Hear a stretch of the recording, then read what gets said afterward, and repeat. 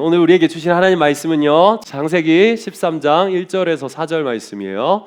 창세기 13장 1절부터 4절 말씀, 저 한 절 여러분 한 절 이렇게 읽도록 하겠습니다. 아브라함이 애굽에서 그와 그의 아내와 모든 소유와 롯과 함께 네겝으로 올라가니 아브라함에게 가축과 은과 금이 풍부하였더라. 그가 네겝에서부터 길을 떠나 베델에 이르며 베델과 아이 사이 곧 전에 장막 쳤던 곳에 이르니 그가 처음으로 제단을 쌓은 곳이라. 그가 거기서 여호와의 이름을 불렀더라. 주님이 주신 말씀입니다. 주님께 감사드립니다. 아멘. 마이갓 시리즈 세 번째 시간입니다. 우리 그 하나님 앞에, 우리 말씀 앞에 살아계신 말씀이 나를 찔러 쪼개기를 기대하면서 나아갈 수 있는 저와 여러분 되셨으면 좋겠습니다. 하나님의 말씀이 살아있어서 운동력이 있어서 활력이 있어서 여러분의 모든 상황과 심령과 마음과 골수와 모든 것들을 찔러 쪼개기까지 할 겁니다. 아멘. 그리고 치유하시고요, 회복시키시고 힘을 주시고요, 길을 비춰 주실 겁니다. 그리고 우리가 어떻게 살아야 되는지 알려주실 거예요. 그러니까 그 하나님, 마이갓, 우리 하나님 앞으로 설 수 있는 이 시간 됐으면 좋겠어요. 오늘 설교 제목 다 같이 한번 읽습니다. 시작. 선택의 고민 앞에서. 네, 선택의 고민 앞에서예요. 도망가고 안주하고 피하는 나에게 포기하지 않고 찾아오신 하나님의 은혜, 또 찾아오신 하나님이 오늘도 또 찾아오셨어요. 그렇게 또 하루를 주셨고요. 또 이렇게 좋은 사람들과 또 하나님을 만날 수 있는 은혜를 우리에게 허락해 주셨습니다. 그리고 지난주는 우리가 내가 실수했는데 책임은 하나님이 져주시는, 내가 똥을 쌌는데 하나님께서 내 기드기를 치워주시고 향기롭다고 하시는 그 하나님을 우리는 또 보았어요. 나를 책임져 주신 하나님, 우리 인생을 책임지실 분은 우리 하나님 뿐입니다. 그리고 나는 내 인생을 책임질 수 없으며 누구의 인생도 책임질 수 있는 능력이 없습니다. 그러나 우리는 우리 하나님이 계시기에 그 하나님 때문에 우리는 함께 할 수 있고요. 그리고 그 하나님 앞으로 함께 나아갈 수 있는 자격이 주어진 특별한 존재가 되었습니다. 그래서 우리는 예배하고요. 그래서 우리는 내 명철을 의지하는 것이 아니라 하나님의 지혜를 의지하고 살아가기를 날마다 간구하고 소원하고 힘쓰는 저와 여러분이 되기를 예수님으로 축복합니다. 마이갓 시리즈 세 번째 시간인데요. 우리는 선택의 고민 앞에 섭니다. 여러분들이 일주일 동안 얼마나 많은 고민을 했습니까? 그리고 얼마나 많은 선택을 했어요. 그리고 선택을 미루고 있고 선택 앞에, 정말로 고민 앞에 있는 여러분이 있을 수 있습니다. 수많은 선택의 연속에서 살아가요.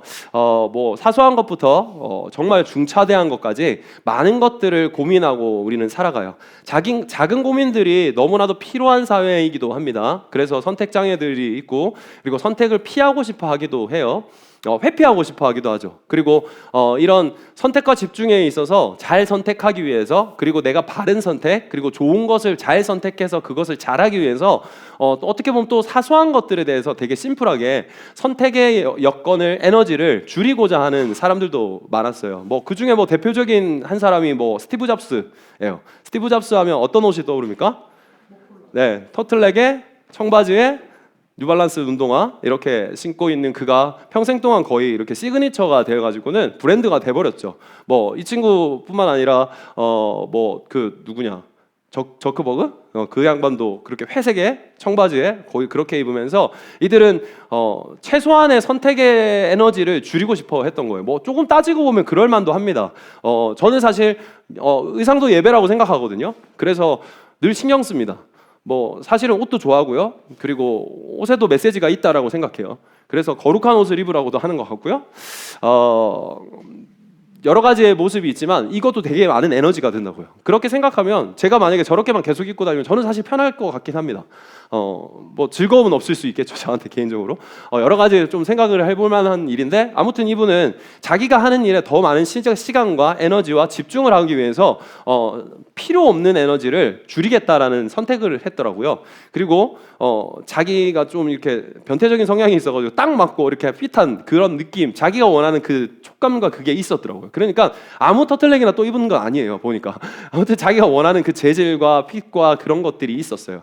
그렇게 입다 보니 이걸 전체 유니폼으로 회사에 만들어 버리려고도 했는데 그게 좀 실패했다라고 해요. 그러니까 교복을 만들려고 한 거예요. 근데 이제 자기만이 이제 입게 된 것 같아요. 삐져서 끝까지 해보자 이런 느낌이었는지 잘 모르겠지만 아무튼 그렇게 시그니처가 됐는데, 아무튼 이렇게 어려운 선택을 위해서 작은 선택, 고민하지 않고 할 수 있는 사소한 선택은 줄여보고자 했던 사람들이 이분뿐만 아니라 많기도 합니다. 선택할 일이 많기 때문에, 중요한 것들의 선택이 중요하기 때문에 이렇게 선택 앞에서 우리는 고민하고요, 또 에너지를 많이 씁니다. 알게 모르게.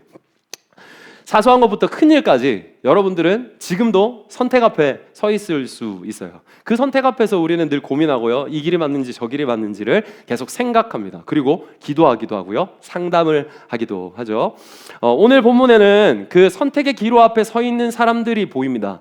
그리고 그 선택의 기로 앞에서 어떻게 선택을 하고 어떻게 살아가는지에 대한 사람들이 보여요. 그 사람들은 그리고 어떻게 살아왔고 그들과 함께하는 하나님은 어떤 하나님인지를, 그리고 그들은 어떤 하나님을 예배하는지가 이들의 삶을 보면서 발견할 수 있을 겁니다. 그리고 나는 그들과 비슷한가, 그들과 결이 다른가, 그들과 방향이 같은가를 한번 조명해 봤으면 좋겠어요.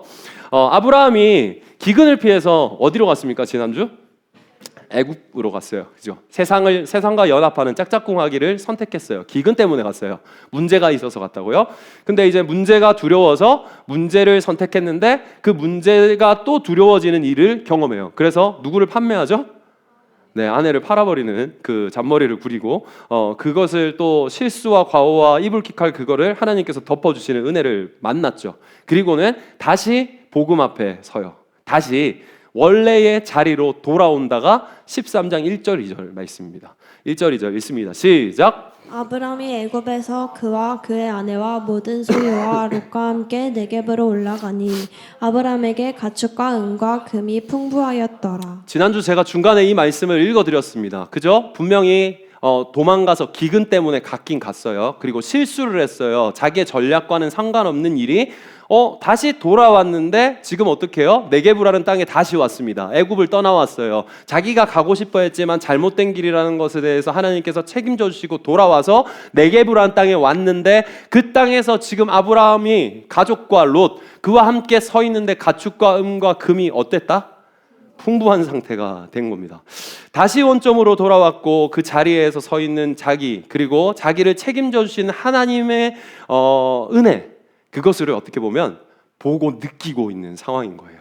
여러 가지 복합적인 마음이 들겠죠. 여러분이 아브라함이라면 내 모든 상황 속에서 이런 아브라함을 볼 수 있는 여러분들이 감각, 영적인 감각이 조금 있으셔야 돼요. 그리고 이 풍성한 상황 가운데서 본인과 앞에서는 계속 등장하지 않았지만 함께했던 한 사람이 등장합니다. 모든 그의 아내와 모든 소유와 누구와 함께? 롯입니다. 롯은요, 조카예요, 조카. 그러니까 아브라함의 조카인 거예요. 롯은 어려움을 겪고요, 가족이 잃어버렸고요. 그래서 이제 어떻게 보면 삼촌과 함께하는 이제 일원이 된 상황입니다. 그러니까 이제 부양한 거예요. 부양한 상황인데 이 부양을 품어준 상황이었던 거예요. 그리고 롯은 지금 갑자기 생긴 사람이 아니라 아까부터, 그러니까 도망갔을 때부터, 찾아오셨을 때부터, 그리고 책임져 주시는 상황, 그리고 그 중간에 아브라함도 예배하고 이도 예배했고 모든 것들을 같이 경험하고 같이 예배하고 같이 도망갔고 같이 사고쳤고 그 모든 것들을 일구석 방구석 1년에서 다 봤던 사람이 바로 롯인데, 지금 13장에서는 그 롯과 함께 있다라는 것, 그리고 그 롯이 함께 지금 가축과 은과 금 모든 것들이 풍부하게 받았다라는 것을 성경은 말해주고 있으면서 롯을 등장시킵니다. 그리고 이 풍성한 가운데서 하나님께 이들은 무엇을 하느냐? 3, 4절 말씀 읽습니다. 시작. 아브람은 네겝을 떠나 다시 베델로 갔습니다. 아브람은 베델과 아이 사이 곧 전에 장막을 쳤던 곳으로 갔습니다. 그곳은 아브람이 전에 제단을 쌓았던 곳이었습니다. 아브람은 거기에서 여호와께 예배를 드렸습니다. 다시 갔어요. 네겝을 떠났어요. 네겝으로 돌아왔고 그 네겝에서 근처에 있는 베델이라는 곳으로 다시 갔어요. 그러니까 원래 있던 곳으로 다시 옛삼 원래로 갔던 곳, 하나님께서 가라고 한 곳으로 다시 찾아온 거예요. 그렇게 다시 찾아오면서 아까 말한 대로 그 풍부함을 몸소 경험하고 있는 상황인 거예요. 그들에게 기분이 어땠을까요? 하나님이 어떻게 느껴졌을까요? 감사했을 거고요, 또 송구스러웠을 거고요, 은혜를 받았겠죠. 여러분, 이걸 반응하는 걸 우리는 예배라 그러는데, 이들은 자연스럽게, 아브라함은 거기서 여호와께 뭐를 했다고요? 예배를 드립니다. 여러분, 예배는요 반응이에요.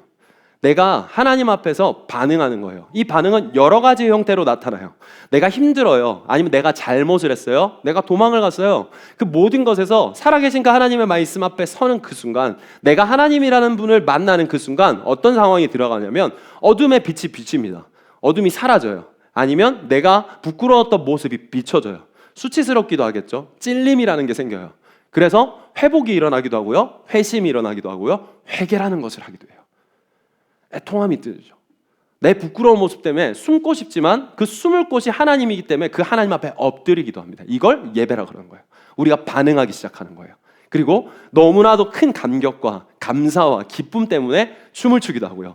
소리를 지르고 박수를 치며 하나님 앞에 감사하다고 고백합니다. 그리고 예물을 드리기도 하죠. 이 모든 게 예배의 형태예요.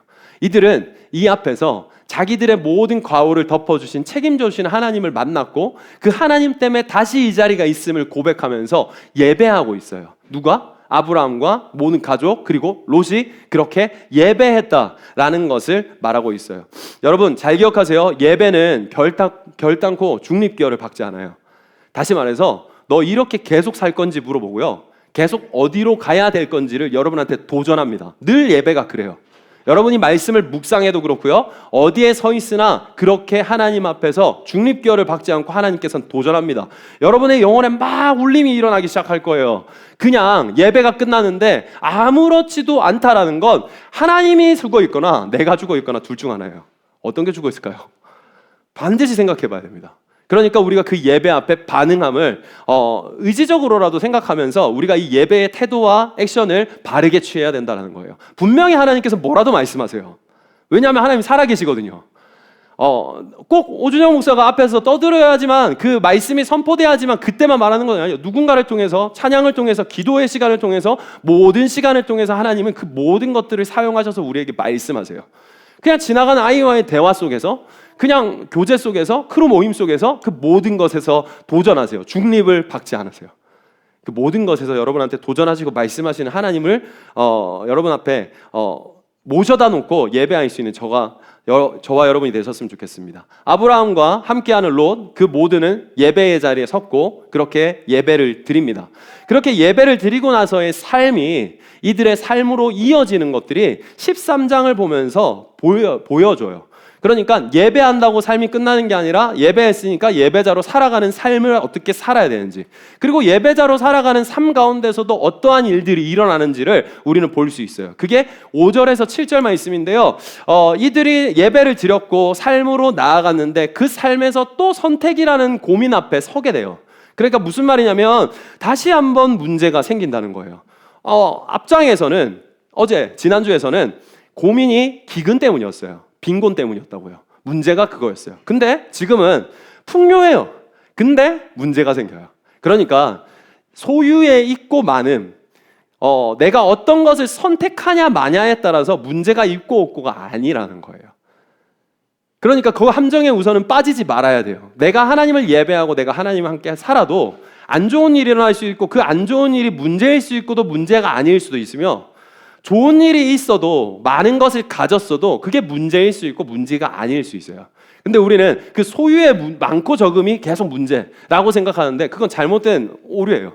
오늘 말씀 보면요 5절 7절에 이런 말씀이 나옵니다. 아브라함의 일행 롯도 양과 소와 장막이 있으므로, 그러니까 아브라함도 롯도 소유가 많아진 풍성해진 은혜, 그 하나님께서 책임져 주시는 은혜를 지금 경험했어요. 재산이 많아졌다는 겁니다. 6절 그 땅에 그들이 동거하기가 넉넉하지 못하였으니 이는 그들이 소유가 많아서 동거할 수 없습니다. 그러니까 가축들이 많아졌어요. 알바생들이 많아진 거예요. 그러니까 어떻게 해요? 밥 먹여야 되죠. 풀 뜯겨야 되죠. 그러니까 일손 많아야 되죠. 이들을 케어해야 되죠. 그러니까 서로 밥그릇 싸움이 일어날 수밖에 없는 상황이 된 거예요. 그러니까 많아도 문제가 된 상황이에요. 요즘은 통장에 돈이 많다고 이게 좁아졌으니까 빨리 누구 나눠서 너랑 나랑 반띵하자 이렇게 할 필요가 없잖아요. 이때 당시는 화폐 단위가 사람이었고 가축이었기 때문에 그럴 수밖에 없는 상황이 지금 벌어진 거예요. 그러므로 아브라함의 가축의 목자와 롯의 가축의 목자가 서로 어떻게 했다고요? 다퉜어요. 또 거기에 뭐가 있었냐면 가나안 사람과 브리스 사람도 그 땅에 거주하였더라. 이게 우리가 잘 보일 수 있는 또 하나의 시선이 있다는 거예요. 여러분 봐봐요. 방금 앞에서 아브라함과 롯과 가족들 일행이 하나님께서 풍성해 주신 은혜를 받았어요. 그래서 풍성한 소유를 누렸고 그 하나님 앞에 감격해서 뭐 했죠?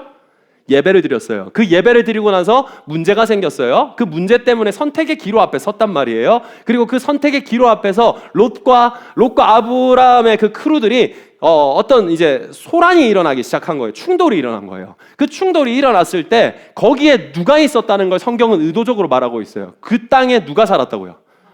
가나안 사람이 살았어요. 다시 말해서 예배하는 사람들이 어떤 선택을 하고 있는지를 가나안 사람들은 보고 있다라는 거예요. 여러분, 우리가 살아가고 우리가 예배했고 우리는 그리스도인들로 살아가는 걸 사람들은 다 봅니다. 안 보는 것 같지만 다 봐요. 그걸 보고 있다는 것을 인지해야 돼요. 가나안 사람과 브리스 사람도 그 땅에 거주했어요. 원래 그 사람들은 그 땅에 살았거든요. 그러니까 이 땅에 자기들은 가라고 해서 간 거지, 거기서 하나님께서 이제 살아내라고 살아낸 거 있는데 그 살아냄 가운데서 많은 사람들은 우리의 눈이 되어 가고 있다는 거예요. 그러니까 내 행동과 내가 다투는 것 이런 걸 다 보고 있다는 거예요.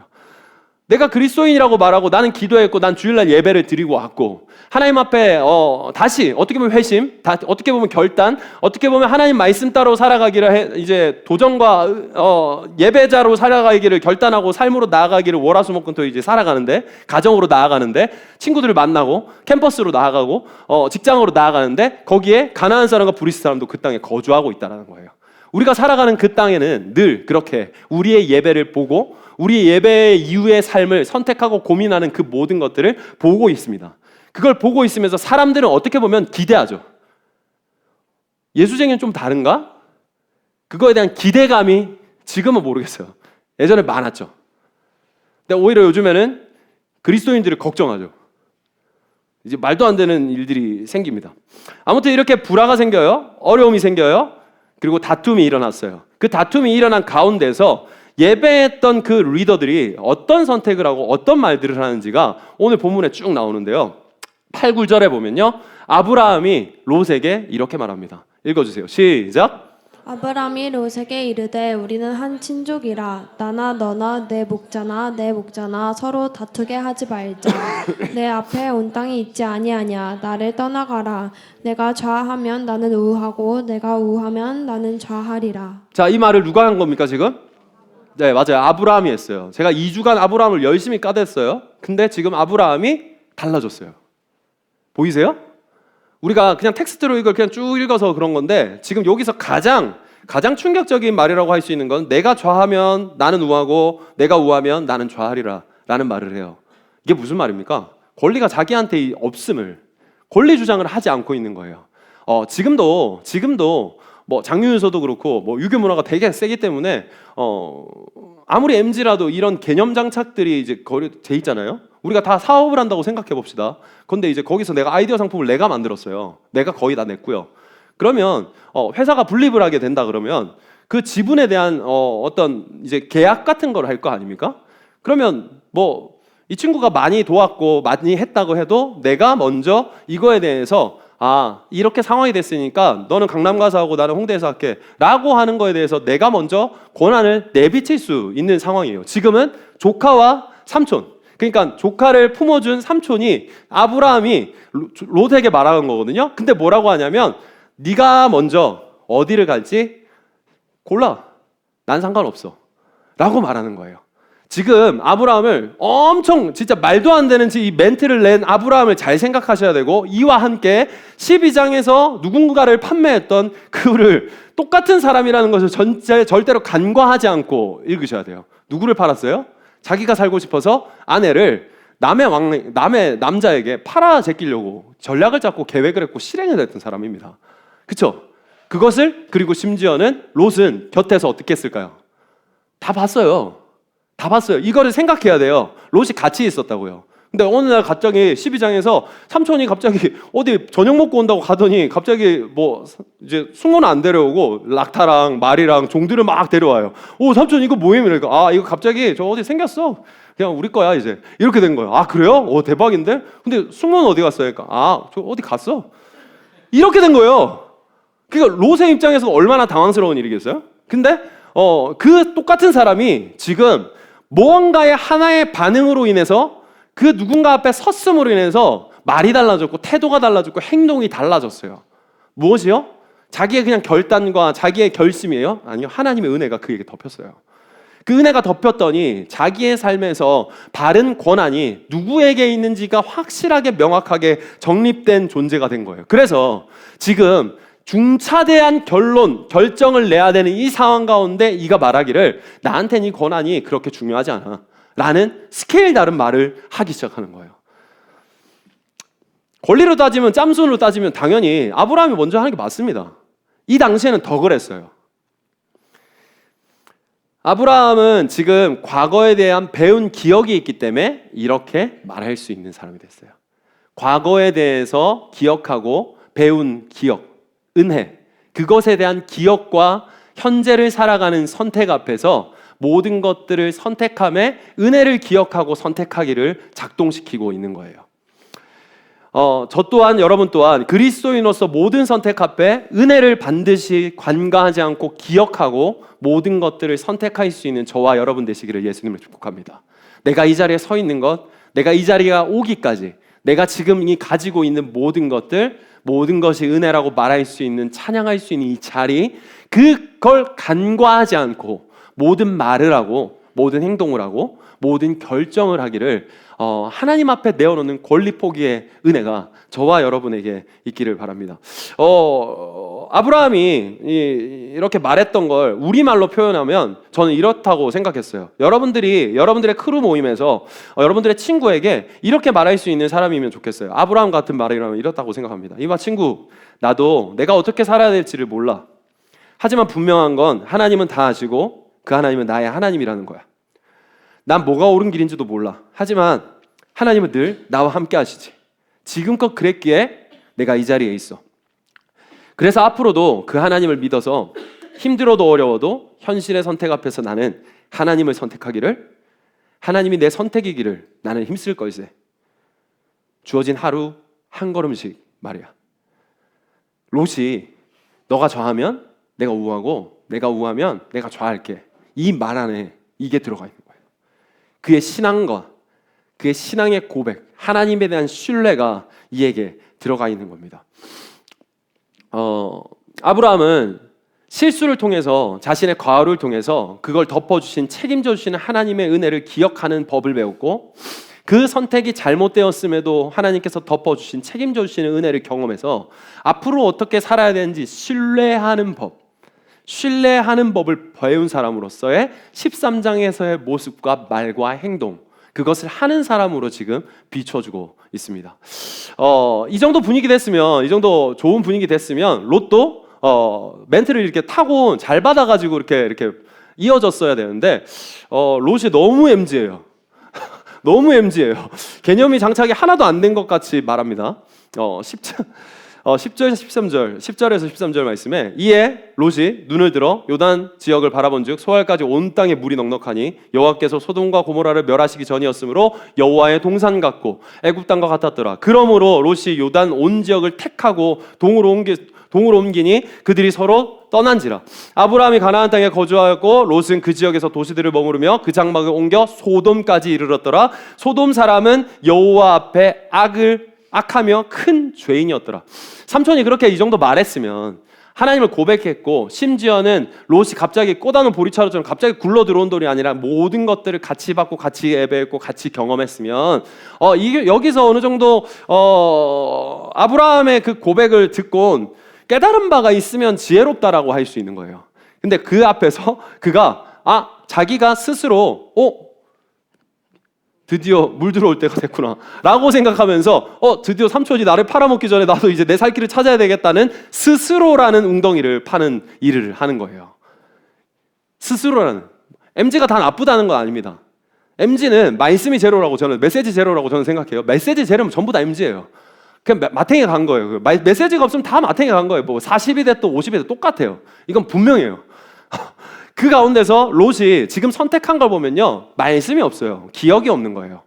똑같은 경험을 했어요. 똑같이 예배했잖아요. 방금 방금 전에 예배한 제가 밑밥을 왜 깔아놨는지를 잘 생각하십시오.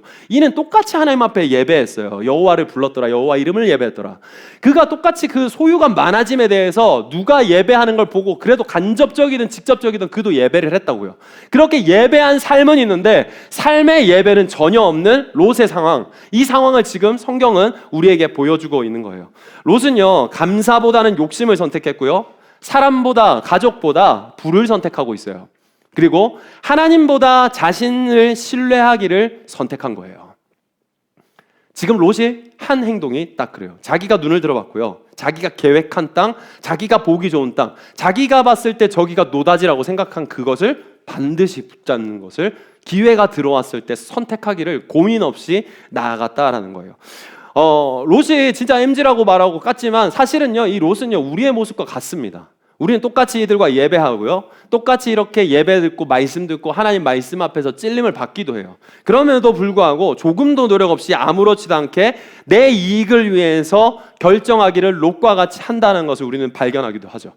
우리가 이 말씀 앞에서 부끄러운 모습이 발견됐다면 오늘 이 시간에 돌아서는 은혜가 저와 여러분에게 있기를 예수님을 축복합니다. 가족을 위한다고 다 먹기 살기 위한 일이라고 일이라고 말하면서 더 나아가서 신앙이라는 이름을 포장하면서 우리는 이런 일들을 얼마나 많이 하는 탐욕 덩어리인지 몰라요. 포장은 되게 예뻐요. 뭐라고 돼 있어요? 여호와의 동상 같고 라고 돼 있어요. 근데 그 속아지는 뭐예요? 속 애국 같았더라. 자기가 봤을 때 너무 좋아 보이니까 이거 하나님 뜻이야. 하나님이 나에게 주셨어라는 말을 아무렇지도 않게 하는 거예요. 전혀 무관한 선택을 하면서도 우리는 그렇게 말하고 그렇게 결정하고 그것이 하나님의 뜻인 마냥 결정하기를 내가 예배자라고 살아가고 있는 존재가 너무 많다는 거예요. 내 눈에 좋은 것을 선택하기를 조금도 망설이지 않는 나를 경계하십시오. 내 눈에 보기 좋은 것을 선택하기를 경계하지 않는 나를 여러분은 경계하셔야 돼요. 여러분을 신뢰하지 마십시오. 자기의 명철을 의지하지 마세요. 여러분은 명철하지 않습니다. 하나님이 우선이에요. 하나님이 최고예요. 우리는 무지예요. 우리는 자기 이익을 구하기만을 추구하기를, 애굽 사랑하기를 너무나도 좋아하는 존재예요. 우린 돈을 너무 좋아해요. 돈을 사랑해요. 돈을 예배합니다. 그것을 본능상 그런 인간임이 우리예요. 우린 편한 거 좋아하고요. 인정받는 거 좋아하고요. 사람들한테 칭찬받는 거 좋아하고요. 그렇게 하고 싶어하는 본능적인 욕구가 있어요. 채워지지 않는 그 구멍을 채우기 위해서 계속해서 그렇게 살아가기를 마음껏 노력하죠. 그러면서 그거에 대한 확실한 어떻게 보면 증표 같은 게 지금 뭐예요? 돈이에요. 애굽이에요. 우리는 이런 세상에 삽니다. 즉각적 만족을 추구하는 문화에 살고 있어요. 즉각적 만족을 추구하는 문화. 모든 것들이 즉각 이루어지기를 너무나도 바라고 원하고 그것에 대해서 맞추어진 시대 속에서 우리는 살아가요. 더 빠르게, 더 쉽게, 더 자극적으로. 기도하기보다는 GPT 찾기가 편하죠. 왜냐하면 답을 바로 내놓거든요. 그렇죠? 그러니까 사람들은 쓰지 말라는 게 아니에요. 근데 우리가 하는 모든 상황 속에서 벌어지는 일들을 보십시오. 우리는 장기적인 일을 하는 걸 되게 싫어합니다. 왜요? 즉각적으로 반응이 안 오거든요. 단기 알바하는 게 좋아요. 바로바로 1급 주는 게 좋은 것 같거든요. 그래가지고 그걸로 바로 내가 쇼핑하고 내가 일하는 게 좋아요. 그래서 장기적인 목표보다는 당장의 쾌락, 보상을 되게 많이 추구하고 원하죠. 쇼폼이 그리고 많은 영상들이 우리한테 그런 것들을 추구해요. 그래서 도파민 중독이 끝이 없고 참지 않고 기다리지 않고 인내심을 저하하고 이 모든 일들이 우리 삶 속에서 계속해서 일어나고 있는 상황이에요. 자극적이고 자극적인 것을 더 추구하고 찾고 열망하고 살죠. 그 중에 하나가 뭐예요? 두쫑쿠입니다. 두쫑쿠예요. 라부부, 인형 뽑기. 그 전에는 어떤 워딩으로 나온 줄 아세요? 소확행이라는 걸 나왔어요. 왜 그런 게 나온지 아세요? 소소한데 확실하게 나한테 만족을 주는 행복이 어딘가에는 있고 싶거든요. 그래서 두쫑쿠에 그렇게 50m 줄을 서고 있는 거예요. 조금 더 멀리 보지 않고 작은 사치로 비싼 만족감을 지금 당장 채워줄 수 있는 자극적인 만족을 사람들은 갈구하고 살아가요. 불안한 순간 그 심리적 만족을 갈구하는 거예요. 예전에는 이 두쫑쿠가 미국의 대공황이 왔을 때 뭘로 나타난 줄 아세요? 립스틱 임팩트라고 했어요. 립스틱을 샀어요. 좋은 것, 명품을 못 사는 그 사람들의 불만과 불안과 만족하지 못함에 가장 많이 판매됐던 립스틱. 그걸로 사치를 표하고 빨간색으로 자기의 어떤 표시를 하기 시작한 거예요. 두쫑코도 비슷하죠. 처먹으면 이렇게 아무도 못 사는 그걸 나는 먹었고 나는 이렇게 티를 내고 싶고 그렇죠? 두쫑코보다 가나가 초콜릿이 맛있어요. 두쫑코도 맛있는데 뭐 그냥 조금 한편으로 이면에 보면 그런 심리가 있다라는 거예요. 조금 더 나가 볼까요? 다이소도 조금 그런 거예요. 다이소가 그래요. 다이소의 문화가 일본에서 거의 좀 비슷하게 담아서 왔거든요. 다이소는 우리나라 이제 제품이지만요. 다이소의 문화가 일본에서 나왔고 그 작은 사치와 소비를 갈구하고 편하게 만드니까 그 사람들이 어떻게 하냐면 일을 하지 않아요. 이 정도 일하면 내가 먹고 살고 있다고 생각하거든요. 그리고 여기서 다 할 수 있다고 생각해요. 그러니까 기다리지 않고요. 힘든 걸 하고 싶어 하지 않는 모든 것들을 채워주는 삶을 이제 결정하고 살아가기를 시작합니다. 우리는 이렇게 즉각적인 만족을 추구하는 사회에 살아요. 여기에 플러스 잘 생각해 보시면요. 당신의 유혹하는 마귀도 늘 우리에게 자극적이고 눈에 보이는 것으로 우리를 유혹해요. 예수님께 찾아와서 뭐라 그랬습니까? 돌이 떡이 되게 해봐봐. 그리고 세상 모든 것을 보일 수 있는 모든 곳, 높은 곳에 올라가서 어떻게 해요? 이 모든 것 내가 절 한 번만 하면 내가 줄게. 눈에 보이는 것, 즉각적인 반응이 올 수 있는 것들로 우리를 유혹해요. 그 만족이 우리를 만족할 수 있게 당장의 허기를 해결을 만족할 수 있는 돌이 떡이 되게 할 것을 우리에게 요구하고 미혹한다고요. 그리고 그것을 우리는 갈망하기를 즐겨한다고요. 뭐처럼요? 롯처럼요. 롯은 당장 눈앞에 봤을 때 애굽 땅이 소돔과 같은 그 애굽 땅이 너무 좋아 보였거든요. 그 요단의 들이 애굽과 같고 심지어는 거기가 천국 같다고 여호와의 들판 같다고 여호와의 동산 같다고 말하는 게 무슨 말입니까? 나는 여기만 있으면 괜찮아. 여호와는 없는데 여호와의 동산 같은 곳이 좋아. 나는 그렇게 말하면서 살아가고 있는 거예요. 포장지는 여호와의 동산 같다고 말하면서 안 좋은 것을 좋은 것이라고 말하고 있죠. 당신이 좋은 거 하나님이 좋은 거라고 포장하고 살지 마십시오. 부끄러운 일입니다. 쪽팔리는 일입니다. 전문용어로 이거는 구라라고 하는 거예요. 구라입니다. 욕심은 당신을 반드시 멸망으로 안내합니다. 욕심이 잉태해서 죄를 낳습니다. 죄는 사망으로 우리를 결과를 내죠. 그래서 이 욕심을 우리는 경계할 수 있어야 돼요. 사망의 시작은 반드시 내 눈에 보기 좋은 욕심에서 시작된다는 것을 성경은 말하고 있고 우리는 잘 다스릴 수 있는 기도와 하나님 앞에서의 태도가 있어야 됩니다. 절대로 부정적인 결과가 미칠 영향이 적다라고 과소평가하지 마세요. 여러분이 선택한 어떤 부정적인 것이 절대로 과소평가해서 내 삶에 영향을 미칠 거라고 생각하지 마십시오. 절대로 내 욕망의 순닥의 선택이 결과가 되어 미칠 영향이 적다고 아무렇지 않을 것이라고 생각하는 그 착오가 롯과 같은 선택을 아무렇지도 않게 하는 내 예배가 되기도 합니다. 롯도 예배했어요. 롯도 예배자로 살고 있는 거예요. 여호와의 동산 같다고 말하죠. 똑같아요. 롯과 같은 예배가 있고요. 아브라함과 같은 예배가 있어요. 롯도 잘못했고요. 아브라함도 잘못했었어요. 그리고 똑같은 하나님이 똑같이 찾아왔고요. 그들에게 똑같이 은혜를 줬어요. 그리고 똑같은 곳에 서 있고 똑같은 곳에서 시작하고 있어요. 근데 그 선택의 고민 앞에서 우리는 무엇을 선택하고 살아가는가? 나는 어떤 선택에 포장지를 입히고 말하고 있는가를 잘 생각해 봐야 됩니다. 디모데전서 6장 9절에서 10절은 이렇게 말합니다. 부하려고 하는 자들은 시험과 얼무와 여러 가지 어리석고 해로운 욕심에 떨어지나니 곧 사람은 파멸과 멸망에 빠지게 하는 것이라. 돈을 사랑하며 일만하며 뿌리가 되나니 이것을 탐내는 자들은 미혹을 받아 믿음에서 떠나 많은 근심으로써 자기를 찔렀도다. 여러분, 부자가 되고 싶어 하지 말고 부욕해 되는 사람이 되시길 예수님이 축복합니다. 찰스 스윈돌이 본인의 책에서 뭐라고 말하냐면요, 탐욕에 대한 가장 좋은 명약을 알려줘요. 탐욕이라는 것을 질병이라고 말하고 거기에 대한 가장 좋은 명약, 욕심에 대한, 욕망에 대한 가장 좋은 명약을 처방하는데 이렇게 말합니다. 탐욕이라는 질병에 가장 잘 듣는 명약은 관대함이다. 관대함이다. 그러면서 책에 이렇게 이어져서 말합니다. 관대함이란 우리의 본성과 반대되는 것이다. 이는 우리에게 안전지대를 넘어서도록 강요한다. 관대함은 우리가 다른 사람의 필요를 보도록 촉구하고 우리가 하나님의 공급하심을 신뢰하도록 격려한다. 우리가 하나님의 공급하심을 신뢰하도록 격려한다. 만일의 경우를 대비해서 저축하는 것을 절대 잘못됐다고 말하고 있는 것이 아니다. 사실 나는 진심으로 당신의 건전한 재무 계획을 마련하기를 장려한다.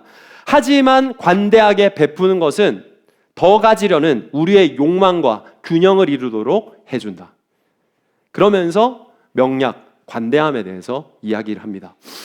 당신의 관대함이라는 명약으로 치료를 받아서 여러분들의 밸런스 맞는 건강한 신앙생활이 여러분의 삶이 되기를, 여러분의 예배가 되기를, 예배의 삶이 되기를 예수님을 축복합니다. 여러분, 돈으로 예배하는 겁니다. 시간으로 예배하는 거예요. 여러분의 재능으로 예배하는 겁니다. 우린 예배하기 위해서 태어났어요. 그 예배를 하나님께서 기뻐 받으시고요, 찾으시고 원하십니다. 주님께서 주시고 주님께서는 찾으시죠. 그 예배를 기뻐 받으시는 하나님이 우리를 기다리고 있어요. 리차드 포스터는요, 돈, 섹스, 명예라는 책에서는 돈에 대해서 이렇게 말해요. 여러 가지 말할 것 없이 돈은 우리의 세상에서 성스러운 것이 되었다. 따라서 돈을 비하하고 돈을 모독하고 돈을 짓밟는 방법이 우리에게 도움이 된다. 그러므로 돈을 밟아 뭉개라. 돈에게 야유하라. 돈을 비웃으라. 돈을 당신의 가치에 등급해서 저 아래로 내려버려라. 분명한 것은 우정과 쾌적한 환경보다 확실하게 아래에 놓아라. 그리고 무엇보다 그에게 가장 불경한 일에 참여하도록 하라. 즉 돈을 거저주라. 돈으로 예배하라는 거, 이렇게 말한 거예요. 당신은 관대함이라는 약을 처방받았으니 돈은 그 당신의 예배의 대상으로 두지 말고 예배를 드리는 도구가 되시기를 예수님이 축복합니다.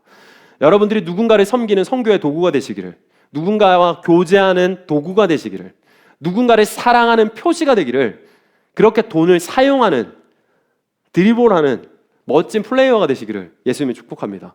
돈을 예배하지 마십시오. 돈을 사용하십시오. 선교하십시오. 그리고 구제하십시오.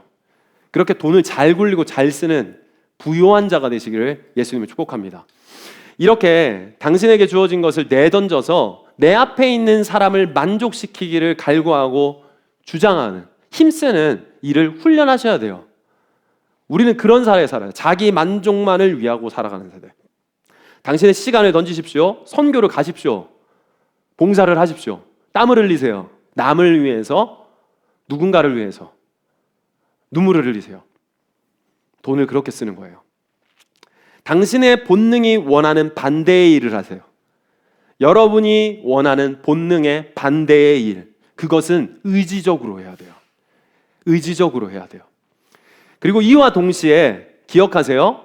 여러분한테 이익이 있을 것 같은 순간에 있어서는 속도를 낮추세요. 당장의 속도를 늦추세요. 당장 나에게 이익이 있을 것 같은 것에서는 결정의 속도를 조금 낮춰요. 멈춰서 생각해요. 기도해요. 질문해요. 대화를 나눠봐요. 그러다가 이 찬스가 지나가면 내 것이 아닌 거예요. 흘러가도 괜찮은 겁니다. 근데 우리는 욕망의 브레이크, 그것을 버려버리고 달리기를, 내던지기를 조금도 망설이지 않고 롯과 같이 합니다. 여러분, 기도하셔야 됩니다. 질문하셔야 돼요. 고민하셔야 돼요. 예배하고 엎드리셔야 돼요. 그 정도 시간이 지난다고 해서 아무런 큰 손해가 여러분한테 일어나지 않을 거예요. 하나님 앞에 물으십시오. 하나님, 저에게 이 일이 맞는지, 이 일로 어떻게 했으면 좋겠는지, 내가 정말 하나님이라는 포장지를 둘러대고는 내 욕망만을 위해서 예배하고 살아가고 있진 않는지, 우리는 정직하게 오늘의 예배 앞에 설 수 있어야 돼요. 롯은 은혜를 망각했고요. 그리고 하나님과 무관한 선택을 하면서 하나님의 일이라고 하면서 멀리 하나님과 무관한 일로 떠나버립니다. 그렇게 시작한 일, 그리고 그와 똑같은 행동을 비슷하게 하는 오버랩되는 한 사람 아브라함을 이어서 바로 보여줘요. 그렇게 떠남과 동시에 14절 15절에 롯이 아브라함을 떠난 후에 여호와께서 아브라함에게, 롯은 스스로 눈을 들었고 아브라함에게는 하나님이 찾아오셔서 아브라함에게 눈을 들어라, 너의 눈을 들어, 고개를 들어 이곳을 바라봐 라고 하면서 너 있는 곳에서 북쪽 남쪽 그리고 동쪽과 서쪽 동서남북 모든 곳을 바라보고 보이는 땅을 내가 너와 내 자손에게 주리니 영원히 이르리라. 무슨 말이에요?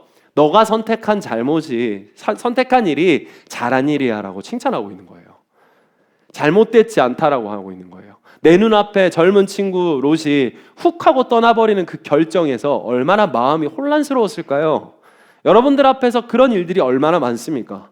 그 가운데서 하나님께서 그의 눈을 들어서 하늘을 바라보라고 하는 거예요. 잘못됐지 않았어. 많은 선택을 잘해서 고마워.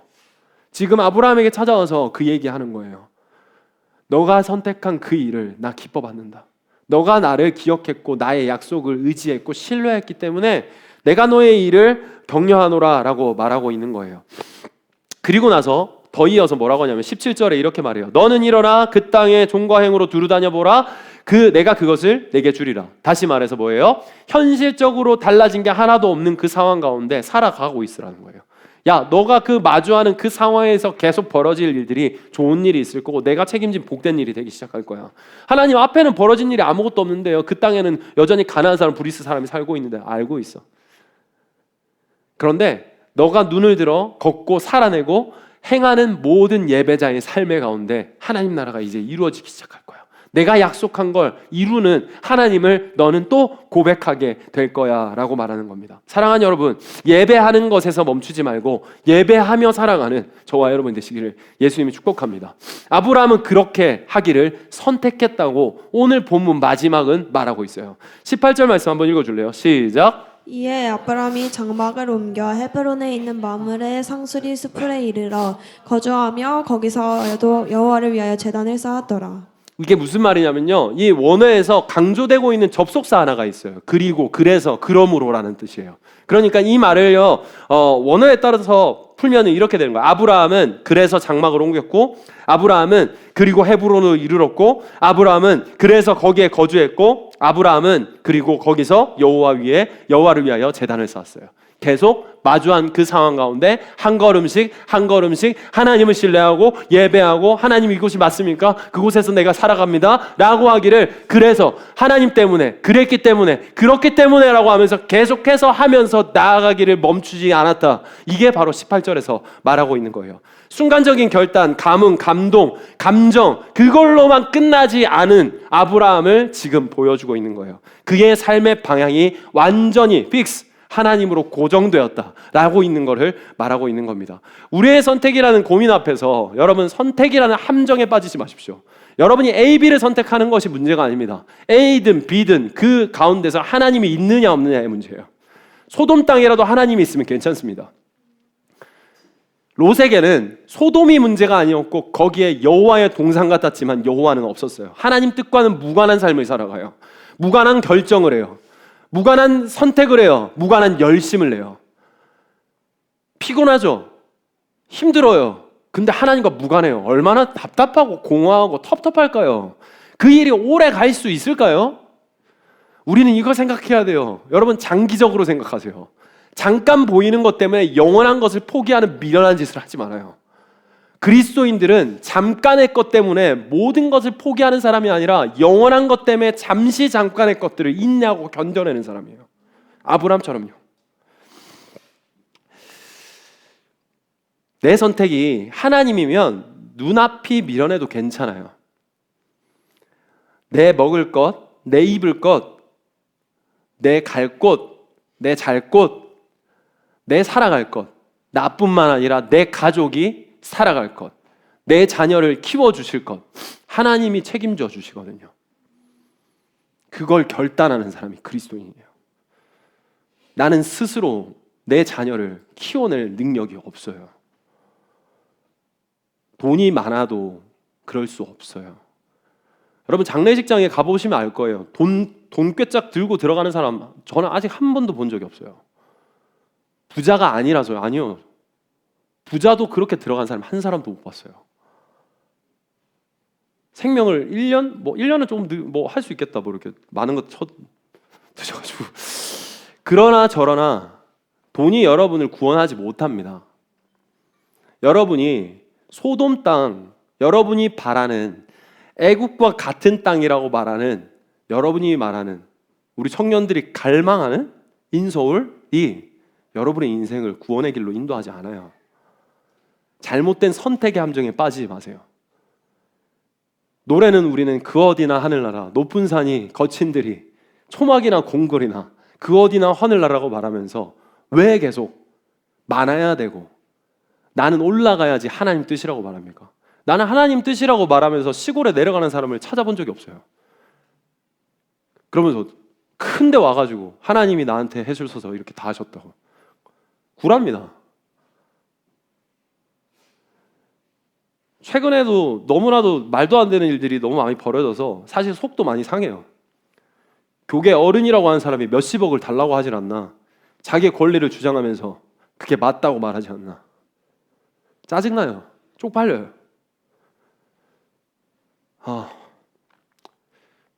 그리스도인들이라고 살아가면서 그리스도인답지 않게 살아가는 것에 대해 내가 너무 많은 욕심을 내고 갈망을 하나, 이런 생각도 들어요. 근데 또 반대로는 그렇게 많은 것을 바라는 게 아닌 것 같다 라는 생각도 듭니다. 하나님 우리한테 별로 어려운 거 바라지 않는 것 같은데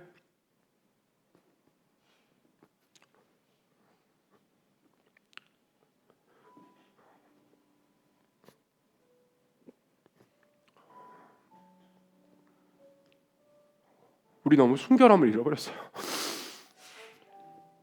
예배는 너무 화려하고 너무 잘 드리죠. 내 삶의 예배는 하나도 없어. 말이 없어요. 선택의 결정에 하나님이 하나도 없어.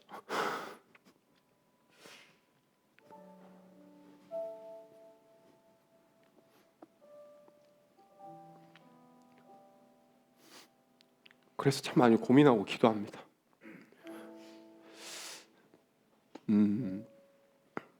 진짜 많은 것들을 이상적으로 생각하고 내가 낭만에 젖어서 살고 있는 건가? 하나님이 찾고 원하시는 예배는 이 땅에 있을 수 없는 건가? 그걸 바라는 게 사람들한테 너무나도 많은 십자가인가? 나는 무엇을 말하고 나는 무엇을 추구하며 나는 어떻게 죽을 것인가? 를 참 많이 고민합니다.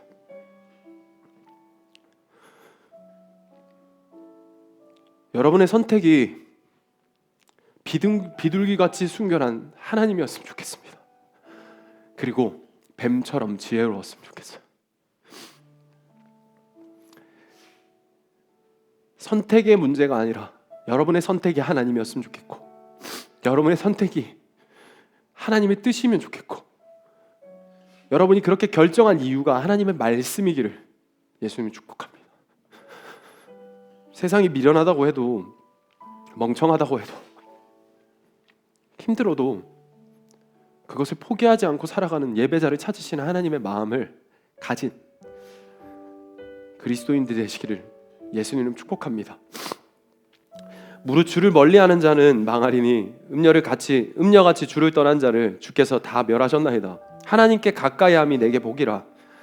내가 주 여호와를 나의 피난처로 삼아 주의 모든 행적을 전파하리이다.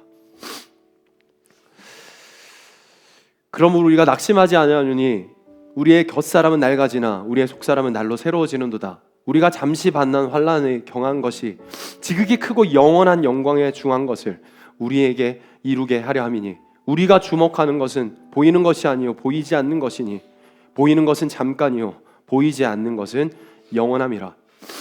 영원한 것을 바라보십시오. 여러분, 끝을 한번 바라봅시다. 1년 살다 죽을 거 아니잖아요. 일주일만 살 거 아니잖아요. 제가 늘 중간에 우리 상담하면서 늘 말하는 게 있어요. 우리 길게 보자. 롱텀으로 보자. 그 지혜를 좀 구하자. 더 나아가서 하나님 앞에 설 날을 우리 한번 생각해 보자. 여러분, 하나님 앞에 서서 뭐 말할 거예요? 하나님, 돈 저 이만큼 연봉 벌고 왔어요. 적어도 하나님, 제가 실수했긴 했는데 하나님께 가르쳐 주셔서 하나님 신뢰해 보려고 걸음걸음을 한 걸음 한 걸음 가면서 예배하고 장막을 옮겨보기도 하고 하나님 가까이 해보기를, 날마다 선택하기를 멈추지 않았습니다. 조금 힘들긴 했는데 하나님께서 다 해주셔서 감사해요. 여러분, 거룩한 상상을 하십시오. 잘했다 칭찬받는 저와 여러분 되시기를 예수님 축복합니다. 예쁘고 아름다운 이렇게 들판을 내려놓았지만요, 사실은 13장 말씀의 시작의 배경은요, 이 배경입니다. 이 땅이 네게브예요, 여러분. 이 땅에 서 있어요. 아브라함과 롯과 모든 사람이. 그리고 이 말도 안 되는 황무지에서 아브라함은 풍부함을 경험하고 있어요. 그러면 기억해야죠. 말도 안 되는 일이 어떻게 나한테 일어났지? 그래서 아브라함이 말한 거예요. 그래서 예배한 거예요. 광야에 길을 내시는 분이 누구십니까? 사막에 강을 내시는 분이 누구세요? 그분이 하나님이세요. 그분이 우리를 선택하셨고, 그분이 죽음을 선택하셔서 우리는 생명이 되었어요. 그러니 여러분, 하나님을 선택하십시오. 날 끝까지 포기하지 않고 선택하시는 그 하나님을 선택하고 사세요. 영원한 것을 바라보고 영원하지 않은 것들 주님 앞에 과감히 내려놓기를 훈련하고 실행하는 예배자 되시기를 예수님 축복합니다. 결코 손해보지 않을 거예요. 걱정하지 마세요. 여러분이 모든 것 쏟아내면 여러분의 주머니는 하나님께서 채우실 거예요. 저는 돈 많아서 많은 사람들한테 나눠주고 섬기고 하는 거 아닙니다. 그렇게 하면 내 밥그릇은, 내 입에는 하나님께서 알아서 넣어주세요. 가장 좋은 거 뒤에서 꿍겨가지고, 야 준영아 일로 와, 너 먹어. 맛보아서 하십시오. 하나님이 가장 좋은 건 나한테 주세요. 당신한테 주실 거예요. 걱정하지 마세요. 이사야 말씀 읽어주세요. 시작. 보라, 내가 새 일을 행하리니 이제 나타낼 것이라. 너희가 그것을 알지 못하겠느냐.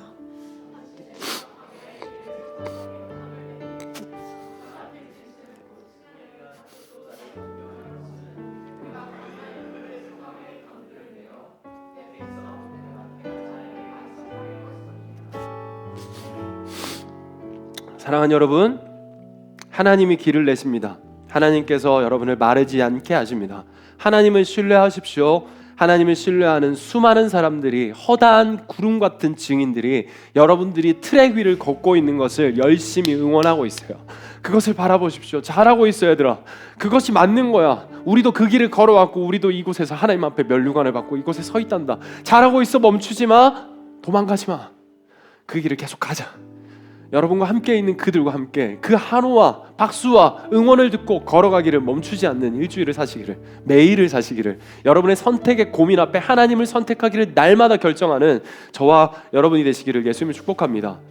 우리가 그렇게 예배하고 살아갔으면 좋겠어요. 찬양한 대로 우리가 말한 대로 그것을 삶으로 보여주는 삶을 살아가는 예배자 되시기를 예수님을 축복합니다. 잘하지 않아도 괜찮습니다. 넘어져도 괜찮아요. 일어서게 하시는 하나님을 경험하게 될 거고요. 그 하나님이 살아계심을 여러분은 또 예배하고 장막을 옮기고 그곳에서 예배하고 여호와 이름을 부르며 살게 될 겁니다. 그러니 선택이라는 함정 앞에 너무 많은 고민을, 함정에 빠지지 마세요. 그 선택 앞에 하나님이 있다면 괜찮습니다.